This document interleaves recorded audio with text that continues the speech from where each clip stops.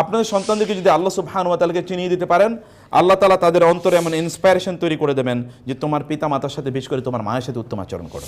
এবং আমি আমার জীবনে দেখেছি, সফল মানুষদের জীবনে পড়েছি, যারা তাদের মায়েদের প্রতি যত অনুগত ছিলেন, আল্লাহ সুবহানাহু ওয়া তাআলা দুনিয়াতে তাদের সম্মান তত বাড়িয়ে দিয়েছেন, আখিরাতেও তার রয়ে গেছে, দ্যাট ইজ প্রিজার্ভড।